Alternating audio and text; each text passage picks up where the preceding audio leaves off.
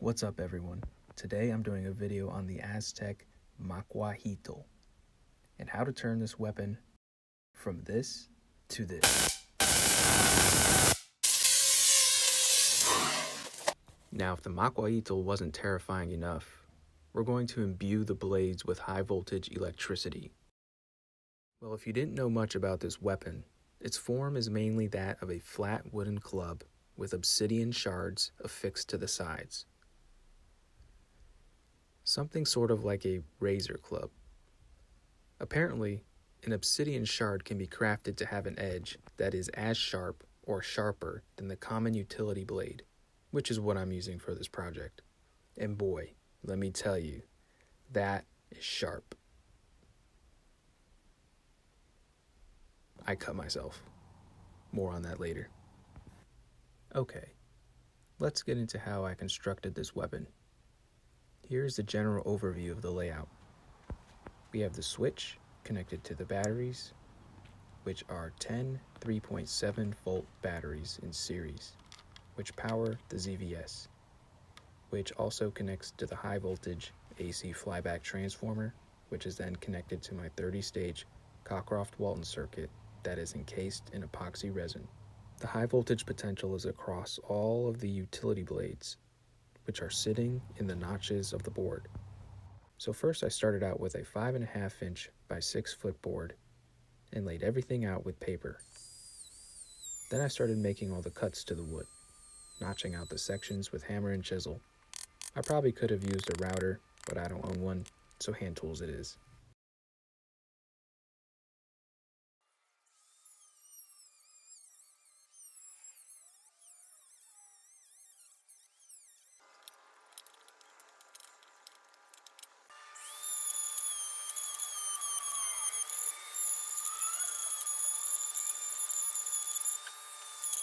After making all the cuts to the wood, I taped aluminum foil to the back of the board in order to make a form for the epoxy. I also put hot glue in places as little dams to prevent epoxy getting where I don't want it.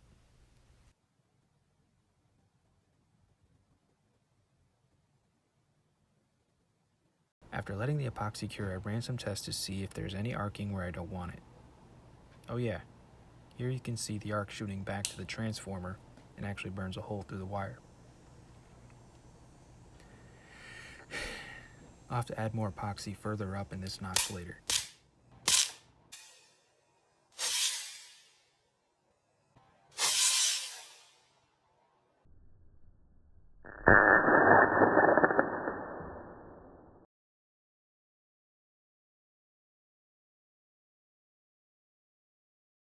Moving on, I attach the battery holders in place with these screws, and then drill the hole for the switch by hand. Just kidding. I use a 3/4 spade drill bit for this.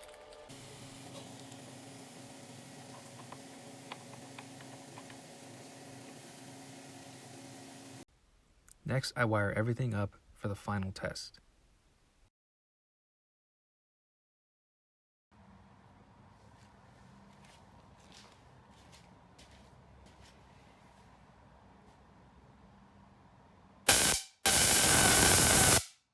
And of course, the circuit stops working. Okay, I went through a lengthy process of troubleshooting here, and some of these steps aren't documented, but I basically went through the trouble of swapping out components on the ZVS board to see if it was the culprit. So after finding no faulty components, my next plan of action was to drill out each stage, starting from highest to lowest potential in order to see which stage was failing. Not doing it this way would be more difficult for me to figure out what is wrong. I just hope it's not the first stage. Yep, it was. It's kind of hard to see that the first stage diode and capacitor here is cracked, but this was discovered after not getting any results from drilling each stage out. So I then reconnected the high voltage AC flyback and let it run. Now that I drilled every stage out, I could hear the circuit starting to charge, but never discharge. So I left it on. And then finally, after a couple minutes, I heard a crack, or a pop, like glass breaking, which then I could now see the diode and capacitor had failed. This means I now have to try and extract the components out of the epoxy. So I got to work on that by using my Dremel router bit and it worked surprisingly well. And I was careful to not damage any other component in the process. But this is where I cut my finger, sadly, on one of the blades of the Macuahuitl.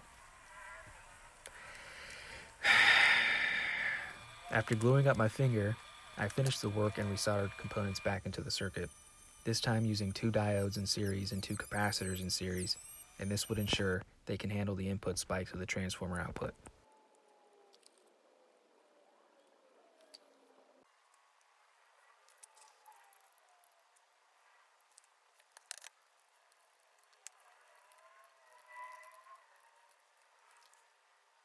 Okay, now that that's done, here's the final test.